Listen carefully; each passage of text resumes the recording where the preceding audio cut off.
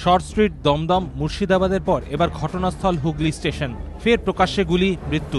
প্রত্যক্ষদর্শীরা জানিয়েছেন, বুধবার রাত 8টা নাগাদ হুগলি স্টেশন সংলগ্ন রামকৃষ্ণপুর বাজারে হামলা চালায় একদল দুষ্কৃতী। বাইকে করে এসে এলোপাথারি গুলি চালাতে শুরু করে। গুলিতে ঘটনাস্থলেই এক ব্যক্তির মৃত্যু হয়। এক 7 বছরের বালিকা সহ আহত আরও 3। স্থানীয়দের দাবি, বাবু পাল নামে এক ব্যবসায়ীকে লক্ষ্য করেই গুলি চালায় দুষ্কৃতীরা। গুলিতে আহত হন বাবু পালও।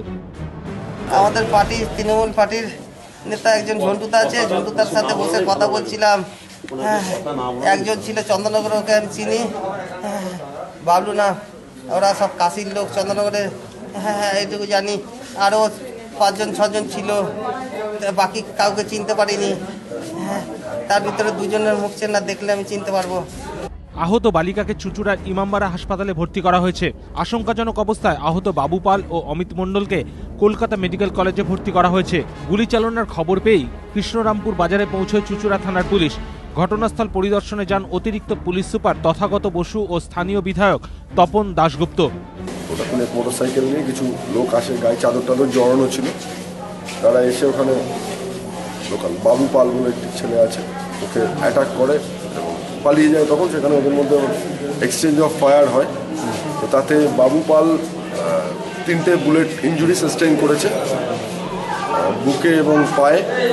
আর অমিত মণ্ডল বলে আরেকটি ছেলে, তারও গুলি লাগে। আরেকটি ছেলেকে মানে সে পেটে গুলি লেগেছে, সে মারা গেছে। সে ছেলেটি এখনো আইডেন্টিফাইড নয়।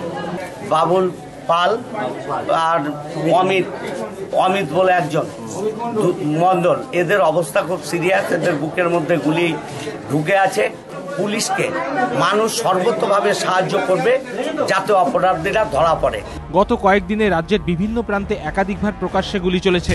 11ই নভেম্বর 2013 ভোররাতে পুলিশ কমিশনারের বাংলোর পেছনে শর্ট স্ট্রিটে গুলি, মৃত 2, আহত 2। 15ই নভেম্বর 2013 লেকটাউন থানার শ্যামনগরে দুষ্কৃতীদের গুলির লড়াই, মৃত 1। 15ই নভেম্বর 2013 জমি বিবাদের জেরে মুর্শিদাবাদের রঘুনাথগঞ্জে গুলি, মৃত্যু 7ম শ্রেণীর এক ছাত্রীর। এই তালিকার সর্বশেষ সংযোজন হুগলির কৃষ্ণরামপুর বাজার।